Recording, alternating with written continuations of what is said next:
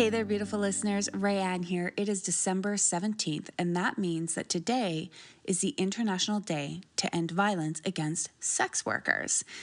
And we have something special for you, a crossover episode, a bonus episode. Now, what we're sharing with you today is a new show, Unseen, the Trafficked Truth podcast, and it is hosted by my girl, my friend, Victoria Rowland. Now, the episode that we're about to share is from season 2, episode 3 of Unseen, the Trafficked Truth podcast. So if you like it, if you love it, please go and hit subscribe wherever you stream your episodes and show our friend Victoria some love for the incredible work that she is doing in the world. You guys, this is how we do it. This right here today, you showing up and listening, learning, sharing, this is how we begin to end the insidious violence of stigma, fear, and shame. This is how we honor all of our sisters and brothers who have died, who have perished at the hands of violence. We could not do this without you, without your support every single time that you show up here. Every time that you listen to one of our episodes, you shine a light, and that light keeps us going. It keeps us coming back, and we are just so grateful for you, our listeners. So without further ado, my friend, Victoria Rowland, and her podcast, Unseen, the Trafficked Truth. Hey listeners, I'm Victoria, the host of Unseen, the Trafficked Truth, where you're going to hear true sex trafficking crime stories. Legit, these are stories that you probably never heard of because it's not out there to even be believed. I want to raise some awareness through Voices Unheard, get a chance for survivors to tell their story. I'm immersed in this every day, working with survivors every day, and I have been since the moment that I got away. I'm happy that y'all even doing this and that you guys are even sharing this and giving people a platform to share their stories too. You all don't see it, but it's right under your noses. It's right in front of your eyes if you just really look. You're taking the voices of the unheard and you're letting them be heard in a very safe space. It's just being able to tell my story to that one person who can relate or that one person who believes me. Well, I mean, you have this awesome pod now, so we gotta prioritize because it's just flowing. And oh my goodness! like how has your week been? I'll go back to the horses, but I just wanted to ask how your week has been with the launch. You know what is so funny? Like everything going up to the launch was absolutely insane. And for myself, episode 2, I was terrified to have episode 2 come out because, well, it was, you know, when we recorded it, I mean, as well as you know, as well as I do, like whenever you get to meet up with someone who's also experienced or who's on the same page, you know, mentally as you, that, you know, it's very few and far between where sex workers or ex-sex workers, or even if you were trafficked, you know, when we connect, it can just be like a fucking party, right? You're just like, you know, and you can hardly contain yourself. And and so it was one of those situations where I get so excited and I love having guests, but like, I was super excited to be able to just go off. Like I basically just go off and I'm just like, here's what I'm fucking thinking. This is my opinion. And that was really scary. And then I realized I was so excited that I lost a little bit of brain integration where it's like Caitlin and I, we were throwing conversation back and forth and we were gesturing expression and we were like mentally finishing each other's conversations in our heads. But like, there was a fair amount that actually got missed being like verbalized. Wow, because it was all in your head.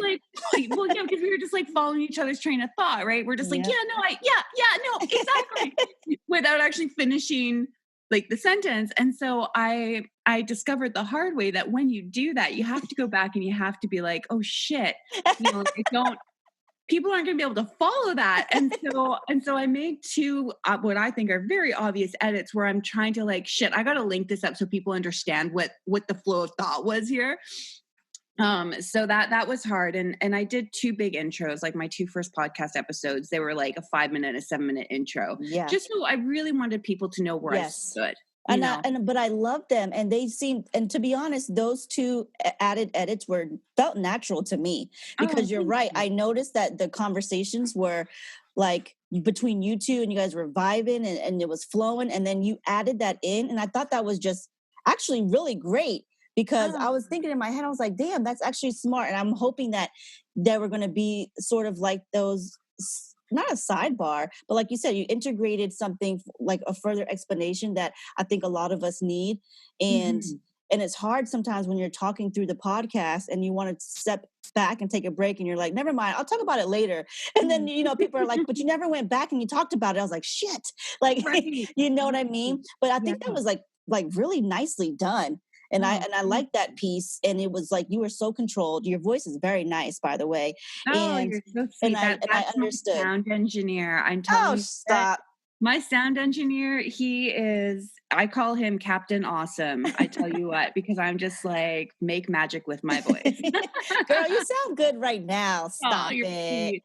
Sweet. Wait till I get all excited and super pitchy and I start squeaking, and your dogs are all going to run to the table and they're going to be like, yo, we hear our language up in there. What is this bitch so excited about? I know. No, but seriously, that's what I can't wait for. I can't wait to speak our language, and we're like, we're like the people. Like, I loved, and I'm like, yes, my people are on, and you could tell, and that's important. And like my dogs, I had to put headphones on, one, because it's like 2 people flowing, they're gonna go a mess. But and then really quick, I wanted to ask you what you do now with the horses, because equine therapy is just such an amazing thing for survivors. Yeah, and it's not as easily accessible when I'm working with a lot of the youth, and we're trying to find programs and stuff.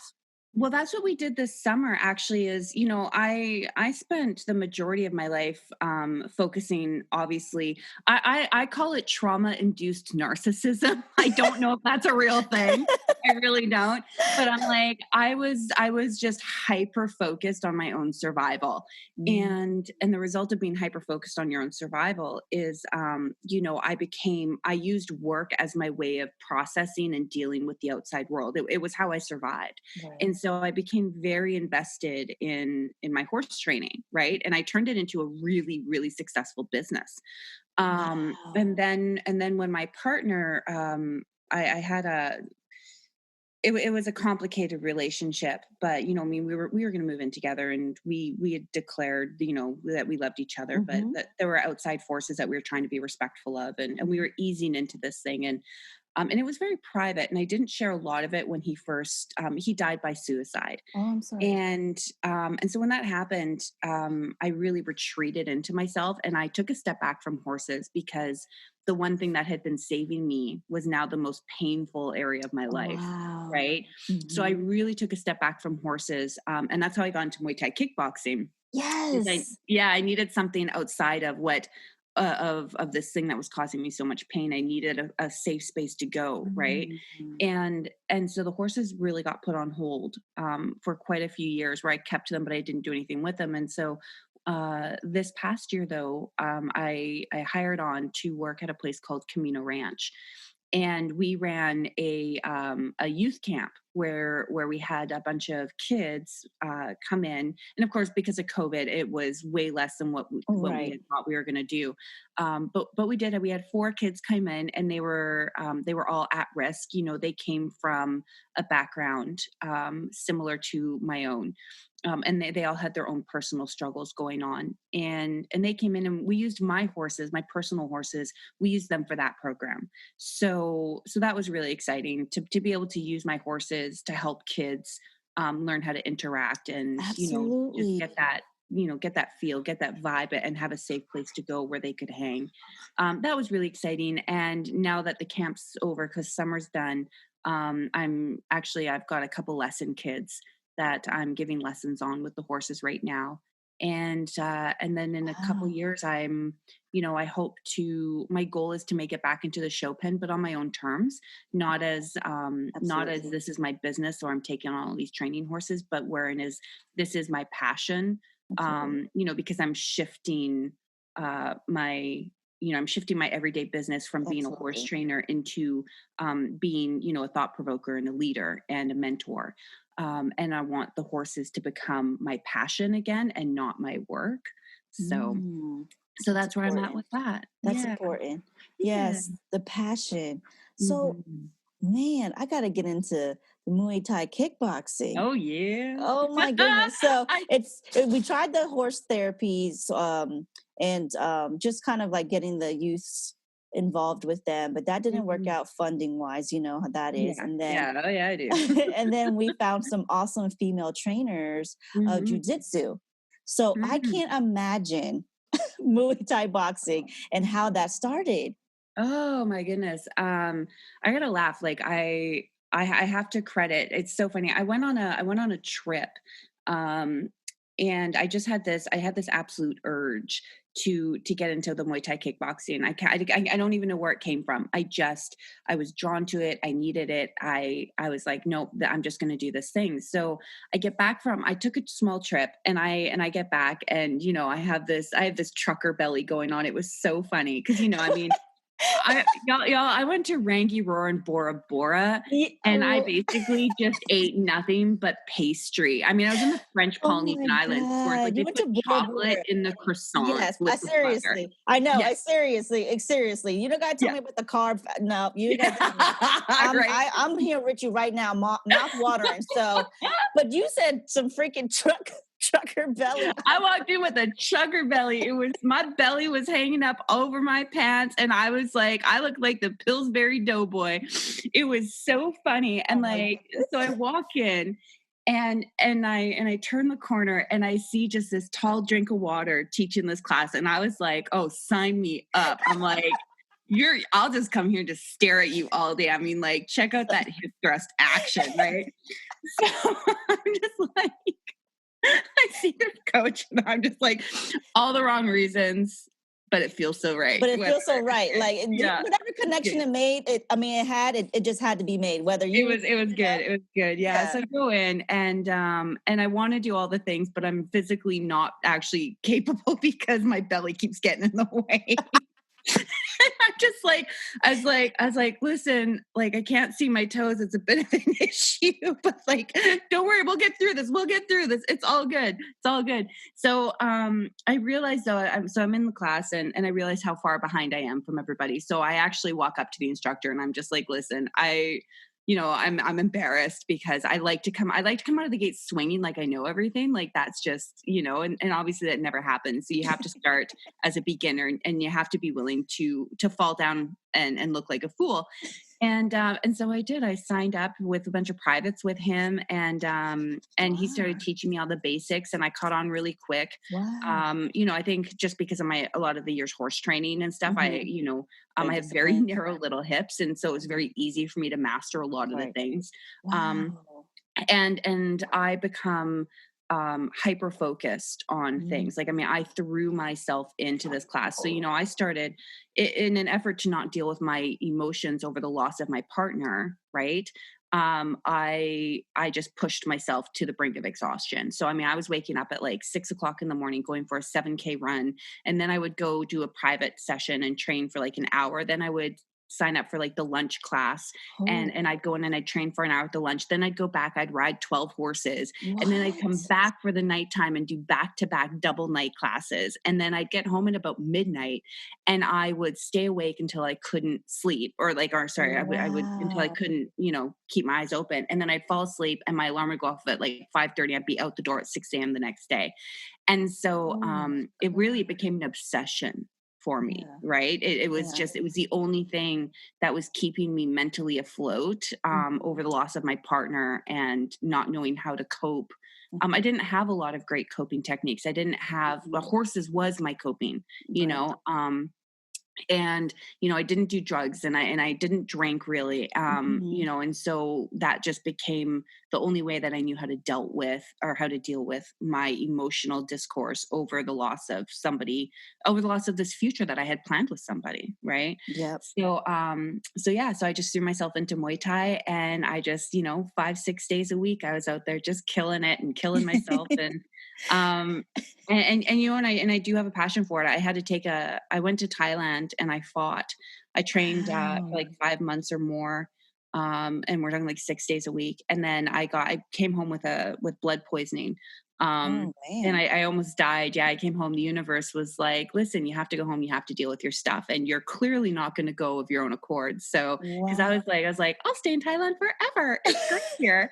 And the universe was like, no, you have to go home because you are not on the path you're meant to be on. Damn. And so I came home and because of my leg injury, they did surgery on my leg and they scraped away. I lost all the muscle. I couldn't walk on my leg really for a couple weeks. I was on intravenous for 2 weeks, IV antibiotics, and it wiped out my microbiome. And so it really threw me into a depression state. So I was in this big depression state and I had to stop doing Muay Thai because I lost my physicality. Right. And that, and, you know, I look at that, it was a true blessing, you know, because that's what changed my life really was the last 6 years. It was having to go in and deal with everything that I had never taken the time or didn't have the tools to before. So as an adult, I had to go in and develop the tools and seek out mentors and role models and inspiration to drag myself up out. And so I actually 2 years ago, I tried to get back into Muay Thai, but I wasn't ready. I thought I wanted to be ready. I thought I was ready. And the universe was like, no, you're not. It's not the right time still, because I do become passionate to the point of obsession about things, you know. So 3 days ago, I stepped back into a training camp. And yeah, so I'm actually on day 3 days ago. You should see my legs. They look like they look like a stegosaurus right up in here, man. It is all kinds of ugly. Yeah. Listen, so you launched your podcast and you went back into Muay Thai. Oh my I'm back into gosh. training. Yeah, and I'm launching on the website too. And you know, and I've got a book that I'm querying literary agents that I've been working on for 6 years. And yeah, so I've got that, and I'm actually working with an organization. We're trying to, you know, we're attempting to partner up right now. As in, I'm currently going to be working on creating an enrichment impact model for an organization in Africa called Sustain Cameroon. So I'm working with Youth Underground to create something where I can go over there and apply, because I'm also a student of bioenergetics or a student of neuroenergetic kinesiology. So the goal is to go over to Africa and be able to provide my services to help people to reduce to reduce the stress so that they can go from a reactive to a responsive state, and so that they can change their lives so they're not running in that same behavioral pattern. Right. And so I'm working on that. And then Rasha and I, you know, the podcast actually started out as an idea for a world summit. I wanted a world summit, and I wanted to bring in some of the people, because I don't know if you describe me as a polymath or not, but I like to read as much as I can, and then I attempt to absorb all the information in one pass, which never happens, which means you have to fact check everything I say, I swear, but with good intentions. So the idea was to bring in all of these people for the human trafficking organizations, because so many of them, you know, I think that people have their hearts in the right place. Speak that truth. But I also know from personal experience that when I reached out as someone who had already exited sex trafficking, I reached out and I offered my assistance, and I was also seeking to be like, what are you doing to help these people? Because I'm struggling right now. They didn't have the answers. They didn't know, and they didn't have the answers, and they didn't know because they hadn't experienced trafficking. And so what I found is that, you know, people think that they know what you need, but no one's ever stopping to ask what is missing. They don't ask you, what are you missing? They're only telling you, this is what you need. Right. And so, you know, it's my I don't want to say I took a stand, but I definitely, it shook me up that I had to go out, that there were all these organizations saying that they were there to help. And yet, you know, they had nothing to offer me. Right. They had nothing to offer me. And, you know, so had to go in search of my own and say, okay, well, what is going to help me? What is going to be there to support me? And where can I find the answers that I'm seeking? Right. So I started reading a lot of books and delving into just my own, my own circumstances, and delving into my own history. And, and that was when I really started to understand what generational trauma was. Right. And I started to realize that, that a lot of my actions and a lot of my circumstances were, created because I call it my blood was singing. You know what I mean? So like when we have, if you look at epigenetics, yes, we pass down our survival skills, we pass down all that knowledge, but if we have unresolved trauma in our life and that trauma is not resolved, it takes up space and it presents itself in the next generation to be healed. Absolutely. And so that's a lot of what I was experiencing, and I didn't know it at the time. I didn't understand that when I was going through it. So a lot of my driving, the factors that were driving my own actions and my own behaviors and my own responses, I didn't understand what that was, and so that's what I realized. A lot of these organizations that are very well meaning, they also didn't understand, because they were coming, a great many of them are coming from a place of privilege. Yes, right. Absolutely. And so they didn't have all the tools or the information to be able to share with me. Yep. Right. So anyway, so that's what I wanted to do with this World Summit. Was I wanted to bring in basically everybody that I'm having on the podcast now, because, shit happens, and COVID hit and the presidential debate hit, and Rasha and I sat back and we're just like, you know what?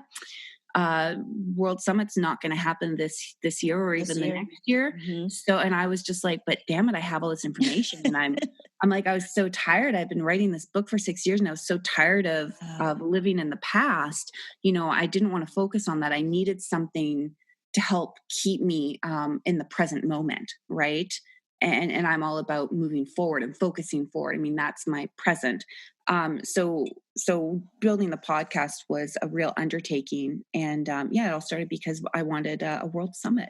So. Well, I hope that you still are able to accomplish that goal, because it's very much needed. Like I hear your truths.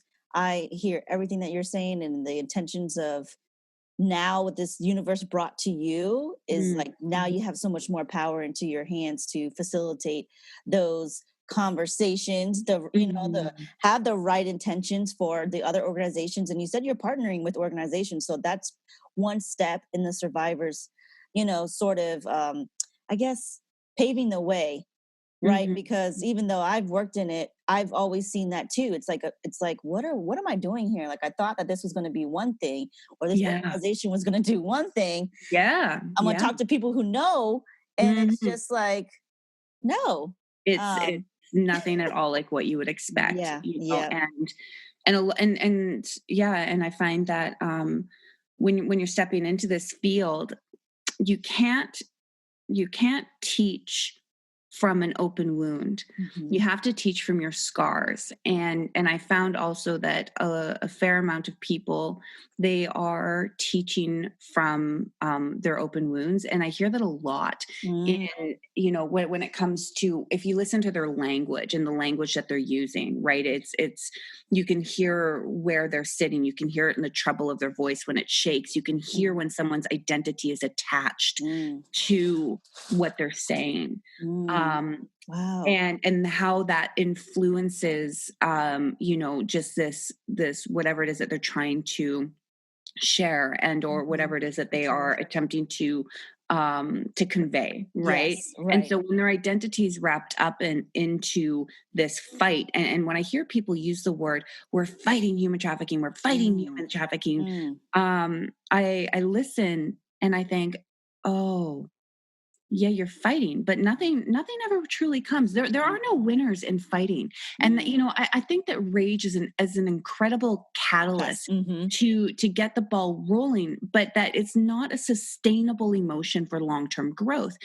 And so what I mean by that is that there are no winners in fighting. And it is my absolute true belief that human trafficking will end when we heal ourselves, right? Because what we demonstrate for our children, when we set precedences, when we teach love and healing and integrity and vulnerability, these are all things that empower us to be. They empower us. They change the notion or the meaning behind the word vulnerability. Vulnerability is no longer a weakness; it is now a strength. Right? Nice. And I find that when you're in a place of trying to fight something, the word vulnerability, it's like, oh, we were vulnerable, so we got exploited. And it's like yes, and no. There's so much more behind that statement than what you're right now capable of integrating, into your vocabulary or into the way that you're being. And so I look at it like, rather than fighting human trafficking, I feel that we need to heal ourselves and demonstrate and share the power of knowledge, and we need to prepare the children, and I think that that's such an interesting. I understand that we don't want to burden our children with this idea or this knowledge, that there are people out there that are capable of exploiting them. But the problem with that is that that's exactly why they're being exploited. Exactly. Right? Because they don't have the knowledge or the whereabouts, or because they don't know boundaries, or because, they don't know their self-value. Right. And so they are seeking to feed this subconscious narrative, or they are seeking validation. And so they're easily exploited as a result of that. And so, again, I circle back to vulnerability should be a strength. And when we seek to protect our children from the very things that will empower them, I just feel like there's just so much. There's so much more to. There is so much more. Yeah. There's, I mean, people are basically, they should be believing that there's so much more than your trauma. And that's why I love to start with hearing the successes and the ventures that survivors have, because when they, some people's learning styles are obviously different, especially youth, especially children. Some people learn through hearing it affected someone that they know, maybe it affected them. But then some people, they want that educational material, and that's just not the way that I think these kids are going to really learn these days with social media. And they're following like these images and the blanket statements, like you said. That's a blanket statement, fighting human trafficking. Like, you can't expect a victim or a very vulnerable kid that doesn't know their self-worth to understand and dissect that. What do you mean you're fighting it? So does that mean, that there's people that have my back, and then there's like all these false ideas, or, they think that they're represented in this capacity that's like, I have so much support. Well, some of these stories that I'm going to, share to the podcast, like yourself, it started at a very, a teenage years. And it's like the vulnerability. I love that, girl. You got to coin that. Vulnerability should be our strength. We need to change the narrative, know, because we start off with a lot of survivors telling their stories of being in a low income, area, or they didn't have the support, their father or their mother, they were abusive. And it's just like, okay, but what did we do with that? Like right now, Rayanne, when people hear your story, they're not even going to probably piece together like the Rayanne that you are now. And it does take time and years. And I love how you said it needs to be speaking through or sharing through and being ready when those scars are healed in some capacity. You know what I mean? Well, the wounds are healed, essentially, because you're right. I'm talking like 15 years later. You're talking like 20 years later. I spoke to the previous, survivor. She's turning 50. And it's just kind of like, holy shit. And if we could change that narrative, we could tap into the kids that are 18, 19 right now. Exactly. And don't have to wait. Well, and I think one of the other things that really gets twisted, is the language that we're using. And it has taken me so long. And I'm still wrapping my head around this, to be honest with you. But, it's the language that's being used. It changes and fluctuates. And number one, when we attach, certain tags or phrases to people. People can take that on, and they can internalize it, and then they they are, how do I explain this? They are they will strive to meet those expectations.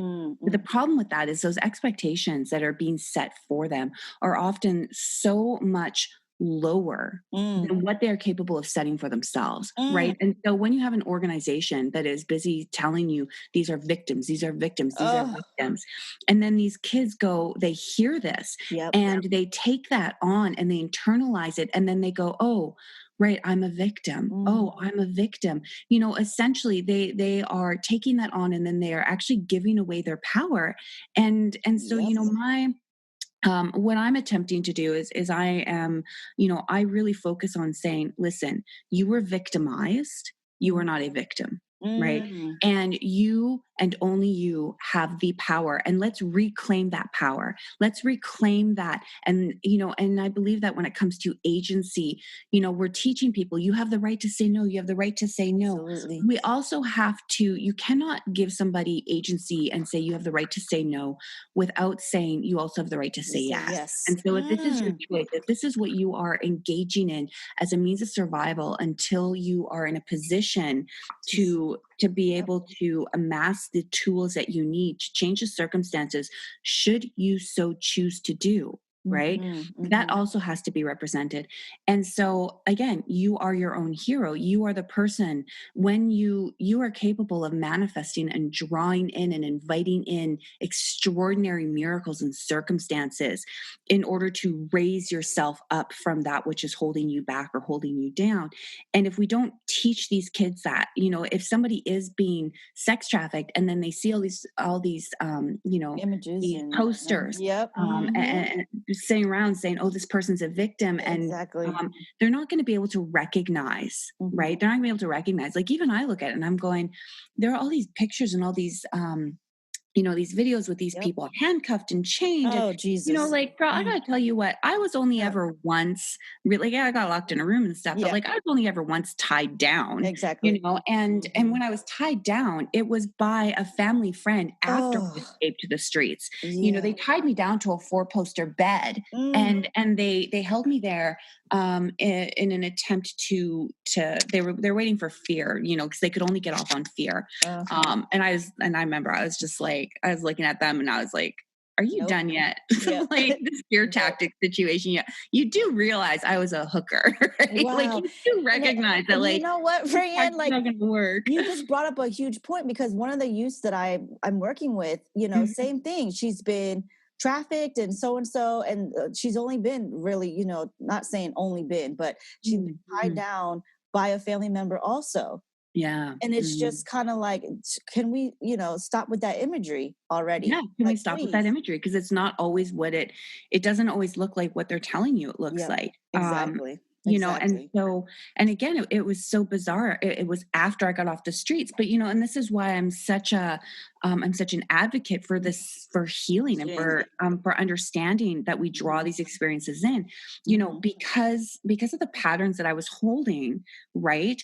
I was seeking out, validation. And so when I went to go with this person that I was told I could trust, who was a family member and had been a longtime family member, the language that I used, the interaction that I, just the conversations that I engaged in, thinking that it was okay, we're just playing a game of poker and we're having a few beers. All of those, did I invite that in on a conscious level? No, on a conscious level, I had no idea. I just thought I was, hanging with a dude. But on a subconscious level, I was re-engaging with a person, who is feeding this narrative, right? That I was, that I was running or that I was seeking out. It's hard to say, like, I know I'm stumbling over the words. No. I definitely, you get it, right? Yeah, I get it. And that's kind of what I wanted to segue into your story, because a lot of the victimizations that you experienced, we were in the moment of thinking a lot of things, but we definitely weren't thinking we were being sex trafficked. I know that for a fact. I mean, But also it's like we're in the moment of knowing 50-50, like we made a decision, right? We made a decision to walk up in here with this man and we're gonna, have a good time. But then there's that other side that's just kind of like, nah, this I don't know what's not right, because I've been victimized so many times. Like, I don't know that this wasn't right. And I mean, I was working with a lot of the sex workers in Miami, and they're just like, hey, sis, you're going to give me, I was more of on a research end, and they're like, sis, you're going to give me $25, right? I tell a little bit about, my story, and then I go get my friend. They're like, I'm like, yeah, but I want to see you like 1 month and 3 months and 6 months. They're like, oh yeah, fuck that. That's $75. Hell yeah, I'm gonna come back, because I was doing blowjobs for $5. And I'm not gonna, you know what I mean? So it's not like I'm going to sit up in here and like put down anyone for their, for their struggles. But when they're getting into a car, or when they're, putting themselves in a situation, I guess I'm saying what you were kind of mentioning. It's not like I knew that this was going to happen to me. I don't know. I think I got. We set ourselves up for failure, and that's so curious to me. And we set ourselves up for failure. Think about that. When this is all we have known, or when these are the type of people that we've engaged in, or when it is that we we're attracted to people, again, that are, I can't say this enough, we invite in or we are attracted to people that are going to help us to complete a pattern, right? And so if we have this behavior pattern, I mean, this has been my experience. I can't speak for anybody else. I'm not a doctor. I'm not a therapist. This is just based off of my own experiences. Absolutely. Right?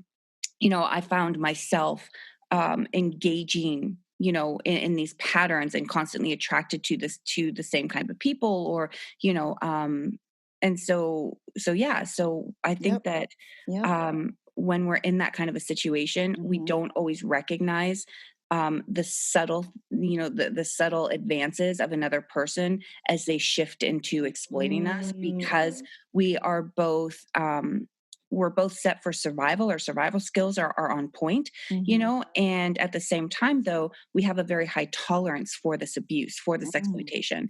And so it takes a lot more for us to be like, oh shit, right, like this is going to take a turn for the worse kind of idea, right? Like we find ourselves, we're already the fly, stuck in the netting, because we were creeping along being like, oh, this is familiar territory. And all of a sudden we're like, oh damn it, here comes the spider again. Like, right, how did I get here? so then how did you get there, Rayanne, right? And then how did you get out? That's that pattern end. Oh my goodness, when did that pattern end? What's really interesting is, like, when I first got off the streets, it was a struggle to not go back, because it was what I knew, it was what was familiar. It was everything in the outside world was scary. Nobody understood. There were so many assumptions being made about me. I was labels told, and all that. I was labeled as a drug addict who was tricking for drug money. And I'm like, that wasn't even the case. Like, there's no shame in that, but that just wasn't my truth. Right. And so I was actually denied access to medical care, because when I did go to the doctors, the first doctor I went to, he told me to never speak about what had happened to me to anybody, and just sent me out of the office. And then when I went, it was pretty bad. It was the doctor that actually delivered me when I was a baby, on top of it. Shut the hell up. Oh my God. Dead serious. And so right then and there, that was that seed of shame was planted. Right. Damn. And so then when I went back to another doctor, my guardian at the time, they didn't know what I'd been through. They were just told that I was a drug addict. And again, I wasn't doing drugs. And anyway, so my guardian burst through the door like the fucking Kool-Aid man. He's like, don't give her drugs. She's an addict. And I was oh my God, what? Your guardian? Yeah, my guardian did that. So I got kicked out of that doctor's office, and I was like, oh my gosh. So anyway, so it was really hard for me to not go back, because I was being labeled and judged. Right. And so I just began, I began to self-medicate. And that was, and I wasn't even self-medicating. I didn't begin self-medicating until after that family friend tied me down to a 4-poster bed and abused me really badly. And it wasn't until after that I actually tried smoking crack. Not my thing. Like, I'm ADHD. They give kids like me Ritalin, like crack and cocaine just slows my brain down. Right, exactly. I'm like, No, thanks. seriously, this is the last thing I want us to think like quicker, faster, slower about what I've been through. Like, I'd like to forget, please.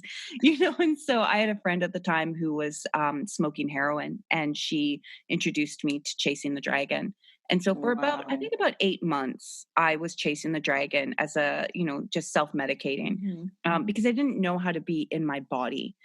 My body was no longer a safe place, right? Because I went from being raped and gang raped to thinking that, being a prostitute was a viable life choice, and then being forced into prostitution by another pimp, a couple other pimps. And then when I got out, all my agency was once again stripped of me when that family friend tied me down to the 4-poster bed, and then the next guy after him got me drunk and held me down and raped me. And I was just like, you've got to be fucking kidding me. Like, no matter where I turn, my body doesn't seem to be my own.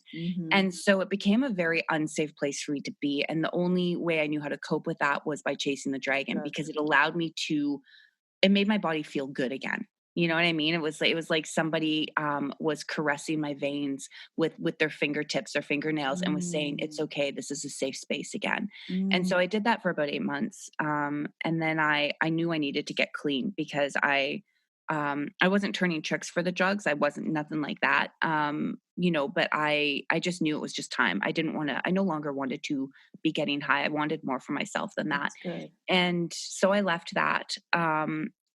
But once again, though, because I had never truly had consensual, sober, willing sex, like one of my first experiences was drunk. The week after that I was raped, the morning after that I was gang raped. My next sexual experience was as a prostitute after that. And then my only experiences after prostitution was rape again. And so I didn't know how to be in a relationship and have sex. I knew how to perform. I knew how to fuck.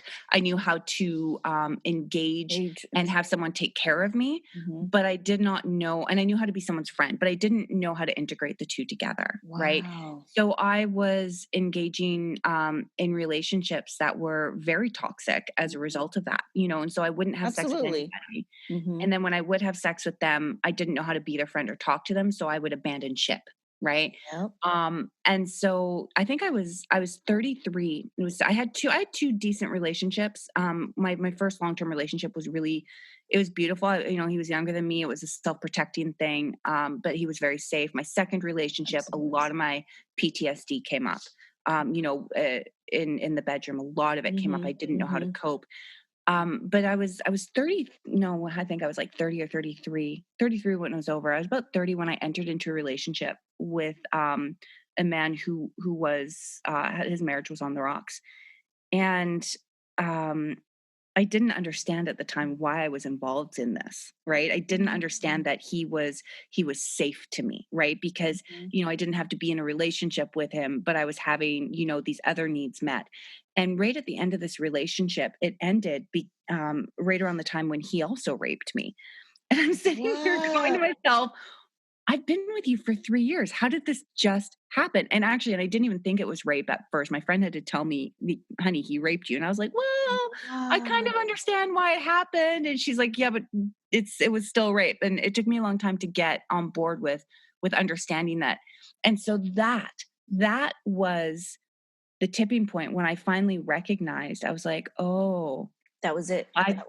That was it. Like, I've been inviting these relationships in, I've been inviting these circumstances into my life because I've been running this pattern, where I had been using sex to fix my previous relationships. And the minute that I pulled sex off the table, that there were these people that I was engaging with where they, they would exact force in the situation. And so that I have to say, like, honestly, like, yeah, I was running these patterns right up until my 30s.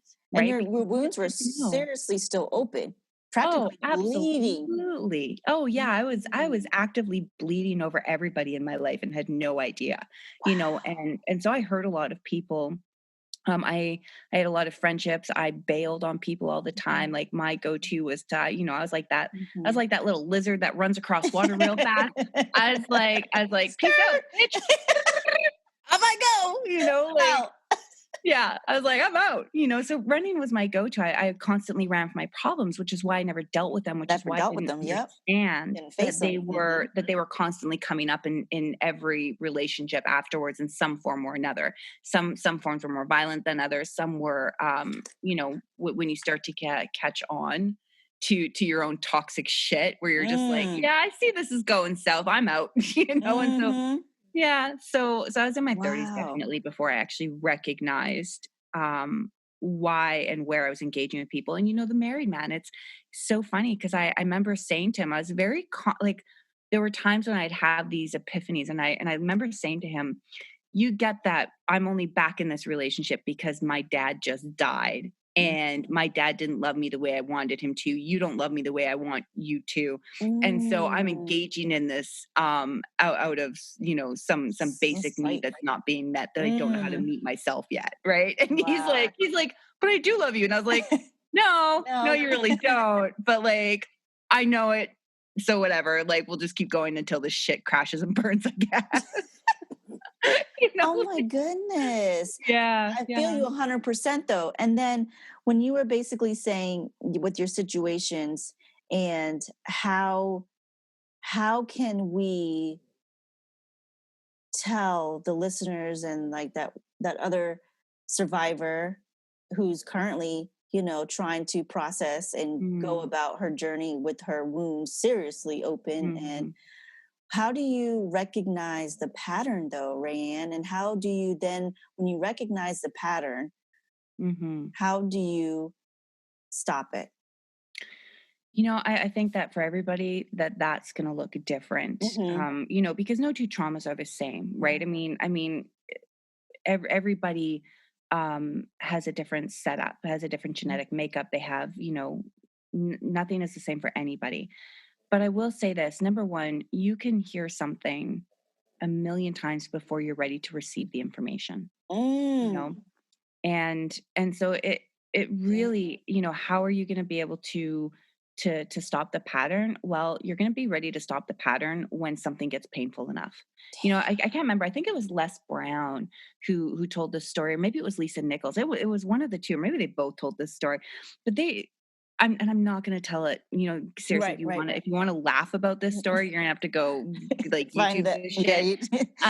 But essentially there was, how I heard the story, or how I remember it, is there's this man walking past, and he sees this old couple sitting out on the porch, and they're rocking back and forth, and there's this old hound sitting next to them, and he's moaning away. And the guy walks back and forth, and he's like, why is this dog like howling like that and stuff? And so this goes on for about a week. Every week he walks past, and there's these old couple rocking away, and this old dog, and he finally stops and he says, ma'am, why is your dog, upset, or why is he hurting or yowling or mumbling like that? And the old woman, she looks at him and she goes, well, I reckon he's lying on a nail and just don't hurt him enough yet for him to get up and move. Wow. And that story really resonated with me. And I was like, and so that's what I say to people is, listen, you can hear something 1,000 times or be hurt by something 1,000 times, but until you're ready to receive that information, or until something is drastic enough that you realize you need to change what you're doing, there's a pretty good chance you're going to keep engaging in that same behavior, right? So for everybody, it's different. I can't predict for anybody. Absolutely. Even for myself, I'll be like, yeah, I recognize I'm doing this thing, and then I forget that I know I'm doing the thing. Right, because it's really hard. We know it's hard for the survivors to be able to leave a situation and get out to life, or just even try to have like a good relationship, or not go back. I mean, that's one thing. Yep, that's one thing too you mentioned. I've got a real good story about that, and this is something like, I'm 38 now, and this is so funny. So about a year ago, I recognized that I was, I knew that I was trying to fix this relationship with my mom, right? Because like, let's face it, like everybody, and I've been working on this for a few years, don't get me wrong, but it wasn't until last year, or like within like the last like 9 to 10 months, where I openly verbally voiced and said, oh, I've been holding you hostage in an attempt to force you to engage with me, right? Like I've been like openly kind of trying to force the scenario, force situations, or trying to fix this relationship. And so I was engaging in behaviors, or I get really mad or upset about something because she wouldn't do something, or she wouldn't actively Respond the engage way you with me or wanted her. respond the way I Right. wanted her to. Mhm. And so I knew, consciously I knew, and I verbalized it, and I said, no, no, I get that I've been holding you hostage in weird ways, trying to force you to be the parent that I needed back then, because I want that relationship still now, right? So I Yep. knew I was doing that. But I was still slow. I was still slow about certain things. And then it wasn't until I was listening to Dr. Lori Brotto, I think, speak, and she was talking about it. And she said she just verbalized it in a way, or she contextualized it in a way that allowed me to really Receive it. integrate Ooh, and wow. receive the information. And she said, yeah, you're trying to change the narrative, right? And I Mhm. was like, whoa. Yeah, like my word was, oh, I'm holding you hostage, but her words were, you're trying to change the narrative of the story. And what I was able to recognize in that moment is I was like, oh, I've taken this relationship as far as we can go with me trying to force you to be who I needed you to be back then. Mhm. Mm. And now I need to give you the freedom. And so I had a I was meditating on it, Mm. and I believe in, again, because she's my mom, and because all of her traumas are my traumas, because I carry Those the epigenetic generations. markers within Mhm. my body. I did this Mhm. meditation, and I actually sat back and I asked myself, I asked my cellular integrity, my own memories, I asked my blood, and I just said, what is it? What is it that needs to happen here? Like, why can't I seem to turn this into what I want it to be?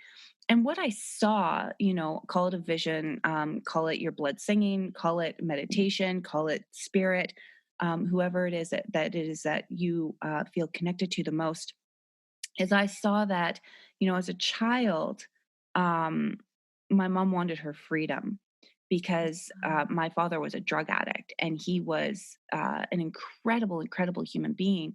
But he had his own demons, and and that relationship didn't work out the way that she had dreamt and planned of, right? Mm. And so essentially what I saw happening is that she wanted her freedom from that, right? Because when we have a dream that fails us, or a dream that hurts us, when we lay expectations upon Yeah. other people's and those expectations aren't met, it causes a wound, Yeah. and she didn't have the tools or the knowledge on how to come back from that.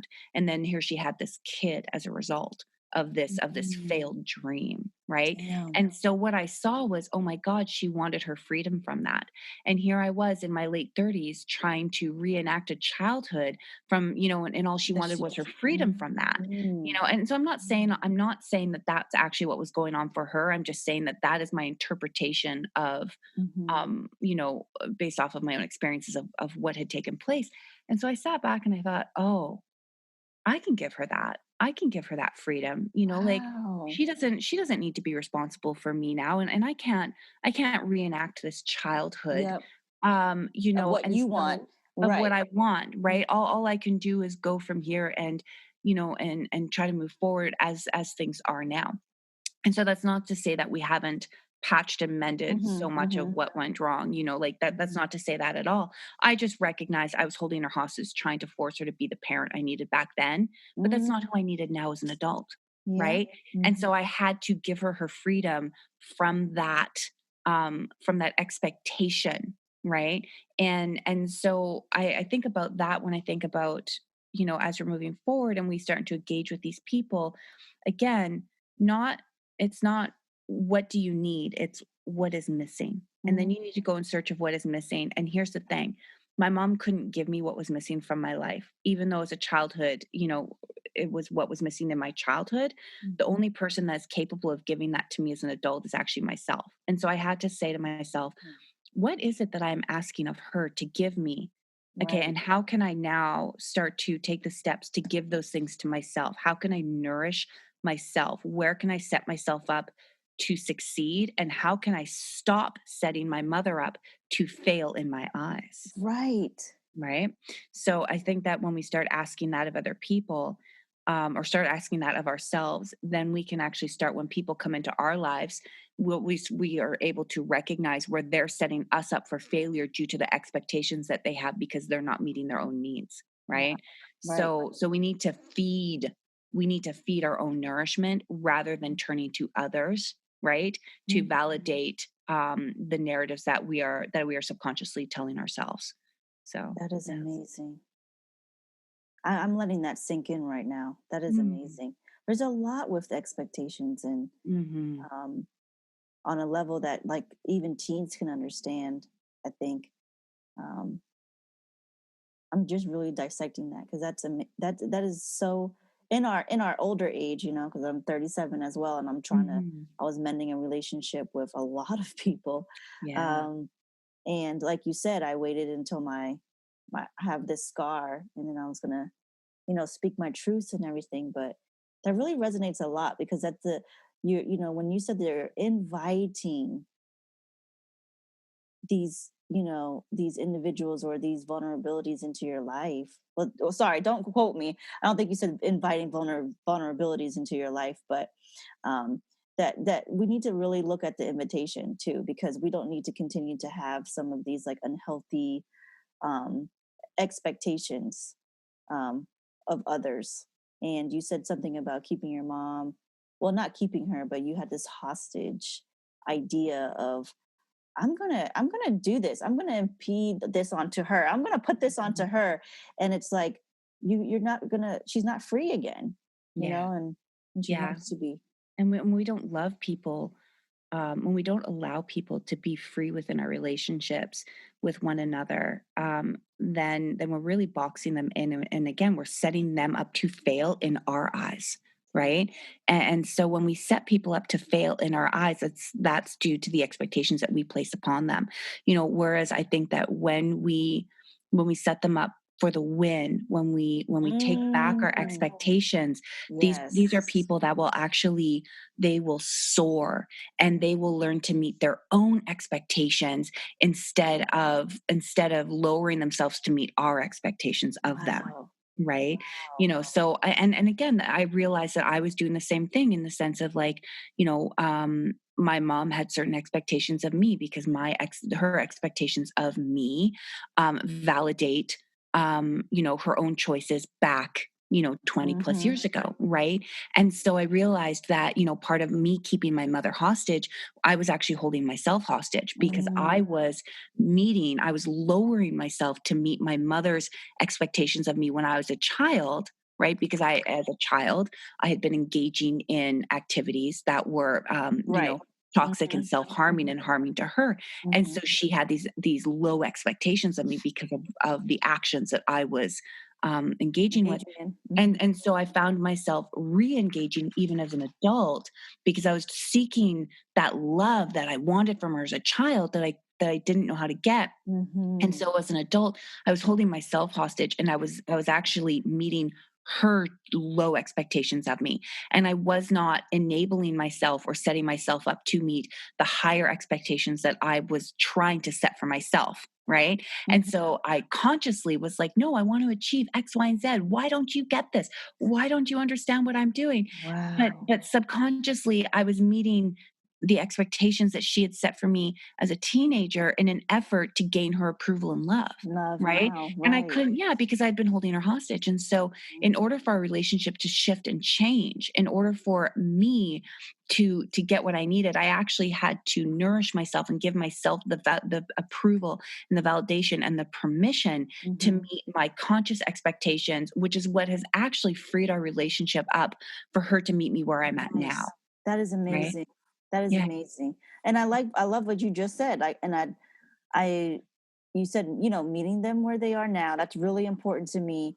And for you to speak to the survivors right now and maybe the allies that are, wanting to understand us or like come back in our lives. Mhm. Um, how can you give any advice? And we'll sort of close out with that. Can you give them any advice on how to set them up for the win? How to set yourself up for the win. Well, Yeah. I think the first step is, get curious. You're Mm, gonna have to get curious about yourself. Okay. You're going to have to start asking yourself, why does that make me feel the way that I'm feeling right now? Right. But I think because a lot of us have been taught to invalidate our feelings and our experiences in order to fit within another person's acceptance, right?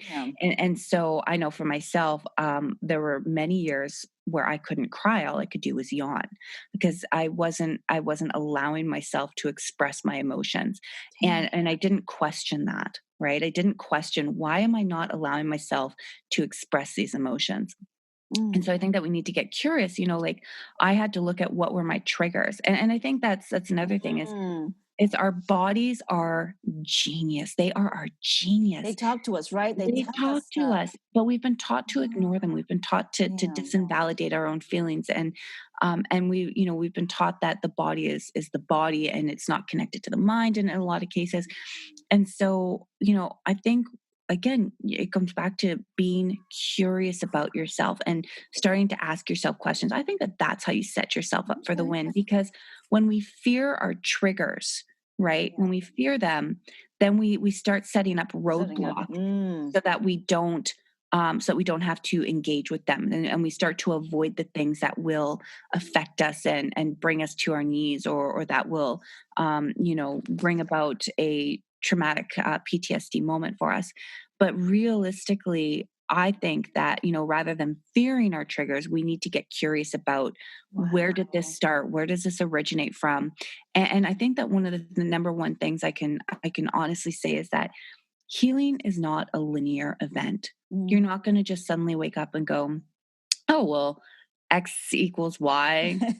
And this is the trajectory it's going to go, right? Yeah. It's not like that. I have found for myself, healing is actually, it's done in a spiral where, it's, we revisit these reactive stresses. So it's like whatever it is that triggers us, or I've found for myself, there's often been a reactionary stress underneath, and it can take me a year or two or even 3 sometimes to really get to the core wound, right? And so, as hard as it can be and I get frustrated with myself so quickly, like even in Muay Thai, you can just see my face contort into this like, fuck, I can become really easy. So roll with that. Just be like, yeah, you're frustrated, but that will pass and eventually get to it. So don't be afraid to recognize that your trigger is really your body's way of showing you where there's work to be done. So get curious. Get curious and do not fear your triggers. Oh, no. You can fear. Seriously, you can fear. Like, one of my superpowers is being fucking terrified and screaming, I take it back. I don't want to do it. I take it back, the whole time that I'm engaging in the thing that is fearful. And I'll tell you how I came to that conclusion. I realized I was like, is I went skydiving this one time. And when we first took the plane up, there were about 3,000 feet taking us around the city. And I was like, oh, this is going to be easy. I can jump from 3,000 feet. Fuck yeah. And then they went to 6. And then they took us up another 8. Oh, another 8. Yeah. So now I'm sitting at 7,000. We jumped from 10,000 feet. So anyways, they pushed me up to the door and I'm sitting there and I'm like, you know what? I thought I was good. I'm not. I changed my mind. It's okay. You know what? I've been to the 10,000 feet. I sat at the window. We're good. I'm calling it. And the guy strapped to me. He goes, no, we're going to go. And I'm like, no, it's okay. You don't need to. Anyways, son of a bitch throws us out the door. Holy right? Shit. And I'm like, oh my God. Anyway. But you loved that moment. I loved it. Once we stopped barrel rolling through the fucking air. Yeah. And caught us. We get to the bottom and I look at him and I was like, listen, is it still called jumping even if you had to kick me out the window and the whole way down? And he goes, yeah. It's still I was like, okay, we cool. We're good. Oh God. So it still counts even if you're scared, even if you're screaming, fuck no the whole way through, you guys. Okay. I love that. I love that. Okay. Yeah. And it's almost like you're saying challenge them, maybe challenge your triggers. Oh, you know what? Get curious. Get curious. Get curious. Get curious and engage and investigate. And also my personal go-to my saving grace is, maybe this isn't going to be for everybody. Once again, every path is for the person to choose. Right. But brain integration, specialized kinesiology, bioenergetics, neuroenergetic kinesiology, neurocardiology kinesiology, that has been, holy shit, that has been my saving grace. Your saving grace. Yep. You know, like when it comes to therapy, you know, that has been my personal go-to, that has set me up for success every time. Okay. And again, it might work for some people, it might not. I'm just saying, you know, don't get curious. Don't, you know, explore your options. Start looking into different modalities. And, you know, if you can get quiet enough within yourself and ask for help, when you're ready, when you open yourself up to possibility, that is when the teachers, the mentors, the therapists, the doctors, the right people will always walk into your life. When you open yourself up to the limitless possibility of a healing interaction. Wow. Right? Yes. Yeah. So are you going to have some of your episodes sort of channel, you know, kind of educating us on that, like the brain integration? Oh yeah. Yes, yes. My episode number 6 that's coming out this Monday. Okay. That's going to be with Dr. Alex Katakis. She's a sex therapist. Shit. So that's real cool. I believe the next episode after that, I believe, is going to be with Dr. Luann Brizendine. She is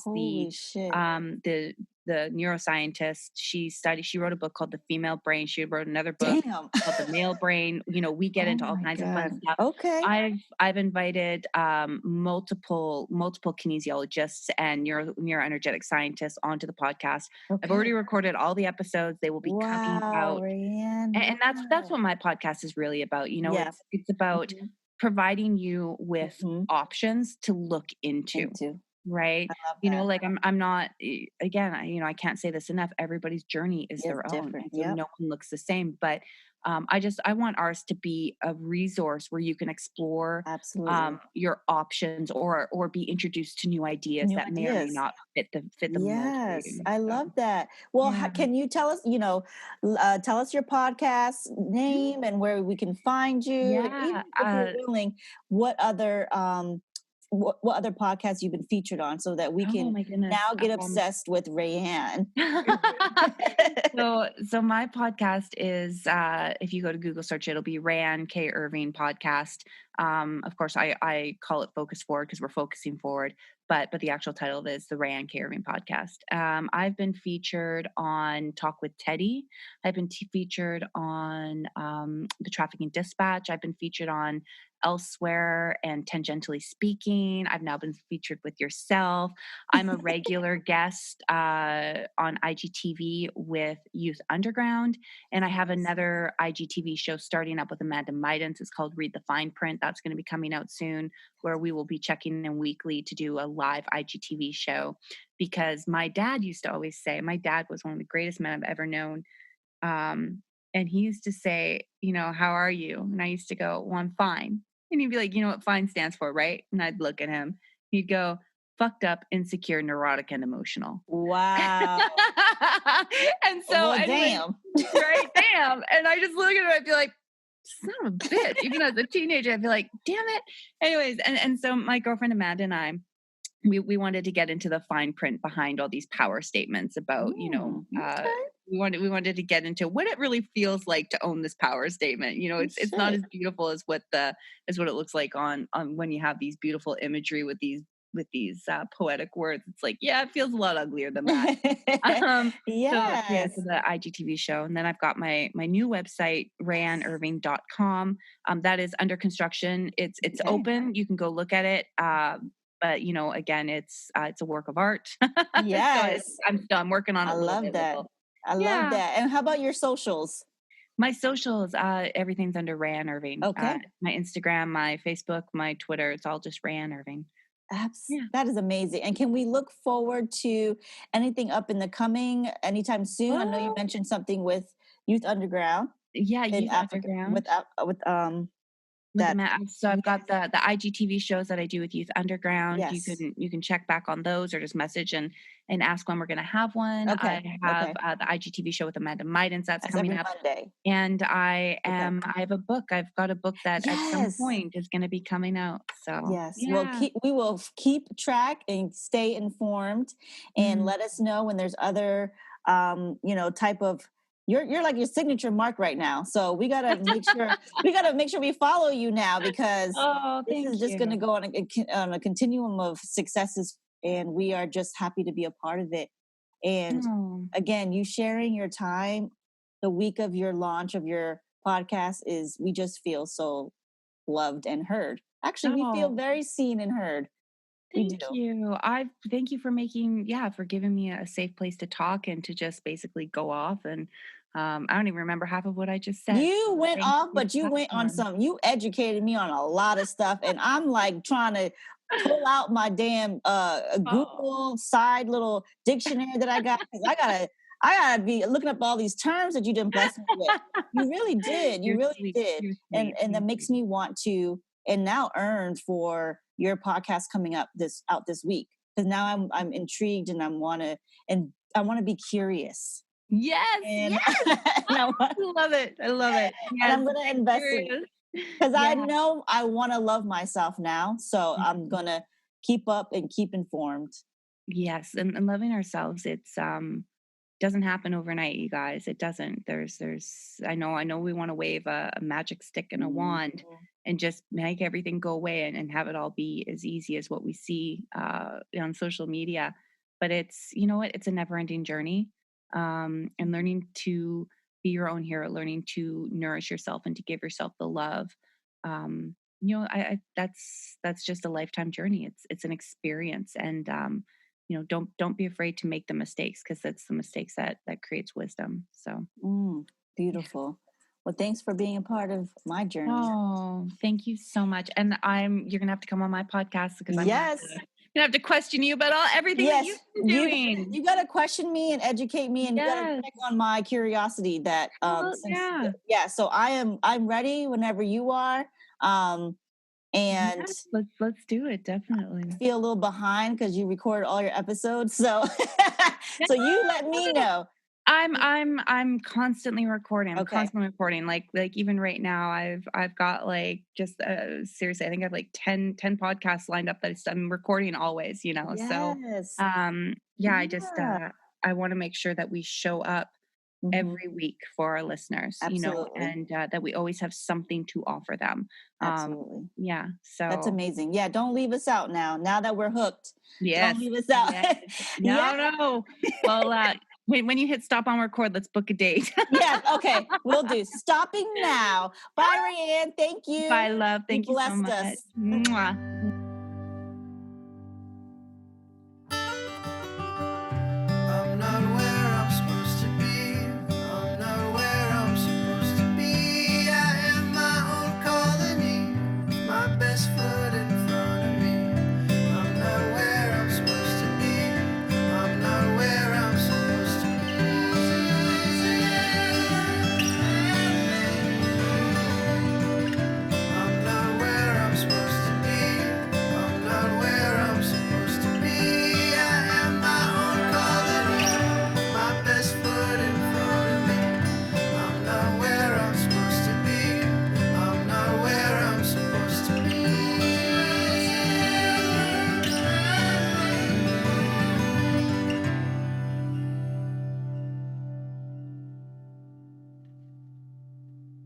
Disclaimer. This podcast is for informational purposes only and does not necessarily reflect the opinions or viewpoints of the host, producer, other guests, or sponsors. I, Rayanne K. Irving, am not, nor have I ever been, a doctor or therapist, and none of what I say is intended for professional or medical advice.